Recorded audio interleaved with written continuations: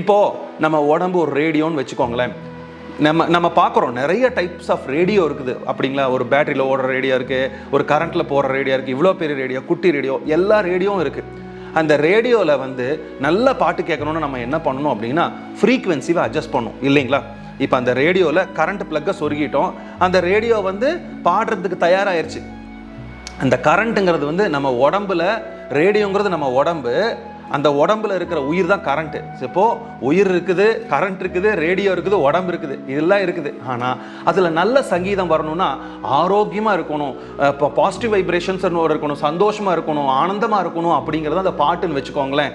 ரேடியோங்கிற உடம்புல உயிருங்கிற கரண்ட் இருக்குது, ஆனால் ஆரோக்கியம், சந்தோஷம், ஆனந்தமயமான வாழ்க்கைங்கிற அந்த நல்ல சங்கீதம் வரணும்னா நீங்கள் ஃப்ரீக்வன்சி செட் பண்ணணும். இப்போ ஒரு ரேடியோவில் 93.5ங்கிறது நீங்கள் ஃப்ரீக்வன்சி அந்த பேண்டு திருகிறத வச்சு இப்படி திருகுனீங்கன்னா தான் அது செட் ஆகி அது நல்ல பாடல்களை கேட்கும். இல்லைன்னா அது கரன்னு இருக்கும். நம்ம லைஃப் அந்த ஆன்மீக தெய்வீக சக்திங்கிற அந்த 93.5ங்கிறதுன்னு வச்சுக்கலாம், தெய்வீக சக்தி அது கூட இணையாமல் ஸ்ட்ரிங்க் ஆகாமல் இருக்கிறதுனால தான் நம்ம லைஃப் கரன்னு இருக்குது. நான் எல்லாம் உனக்கு கொடுத்துட்டேன், நீ பார்த்துக்கோ அப்படின்னு சொல்லி நம்ம தியானம், அஃபர்மேஷன், இந்த மாதிரி பயிற்சிகள், இது மூலமாக அந்த கருவி மூலமாக எப்படி அந்த நாப் இருக்கோ அதை திருக்கிற அதே மாதிரி இதுகளெல்லாம் வச்சு நம்ம அப்படி திருப்பி நம்மளோட உடம்பையும் மனசையும் அந்த ஆன்மாவோட நம்ம இணைச்சு அந்த ஆன்மா அந்த தெய்வீக சக்தியோட இணைக்கும் போது அது எப்படி அழகான பாடலை கொண்டு வருதோ அது மாதிரி நம்ம வாழ்க்கையில் ஆனந்தத்தையும் மகிழ்ச்சியும் சந்தோஷத்தையும் நோயற்ற வாழ்வையும் கொடுக்குங்கிறது 1% கூட நம்ம சந்தேகம் இல்லாமல் எடுத்துக்கலாம். அஃபர்மேஷன்ஸ் ரொம்ப ரொம்ப முக்கியங்க.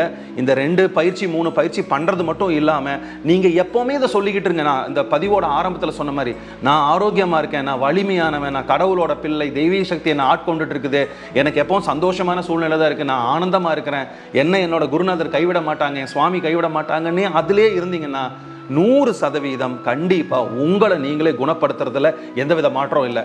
கடைசியாக ஒரே ஒரு டிப்ஸ் சொல்லிடுறேன். நான் இந்த பதிவை ஆரம்பிக்கும் போது சொல்லியிருந்தேன், நீங்கள் யார் வேணாலும் அதை வச்சுக்கலாம். ஆனால் என் வாழ்க்கையில் நான் அந்த தெய்வீக சக்தி, என்னோட ஆன்மாவுடனான தொடர்பான தெய்வீக சக்தியை நான் வணங்குறது எங்கள் குருநாதர் தான். குருநாதர் பிரம்மஸ்ரீ திருச்சிற்றம்பல சுவாமிகளை எப்போவுமே அந்த ஆன்மாவோட கனெக்ஷன்லேயே வச்சுருப்பேன். எது நான் பண்ணாலும் சரி, நான் காலையில் எந்திரிச்சதுலேருந்து தூங்க போகிறதுன்னு நான் என்ன சின்ன சின்ன வேலை செஞ்சாலும் அவர்கிட்ட சரண்டர் பண்ணிடுவேன்.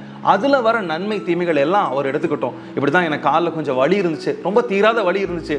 நான் இதுக்கு வேறு என்னென்னமோ முயற்சிகள் பண்ணி பார்த்தேன். எப்போ குரு கிட்ட சரண்டர் ஆகி இந்த வலி நீ கொடுக்குற, இந்த உடம்பை நீ பார்த்துக்கோ அப்படின்னு என்னைக்கு சரணாகதி அடைஞ்சனோ அப்போ அந்த வலி சுத்தமாக எனக்கு போயிடுச்சு. அதனால் பிரியமானவர்களை, உங்களோட குருநாதராக யாராவது உங்களுக்கு இருந்தாங்கன்னா பர்டிகுலராக அந்த தெய்வீக சக்தியை அவரை வச்சுக்கிட்டிங்கன்னா இன்னும் நீங்கள் அதிகமாக ஆன்மீகத்திலையும் போக முடியும். உங்கள் வாழ்க்கையில் நோயற்ற வாழ்வு, குறை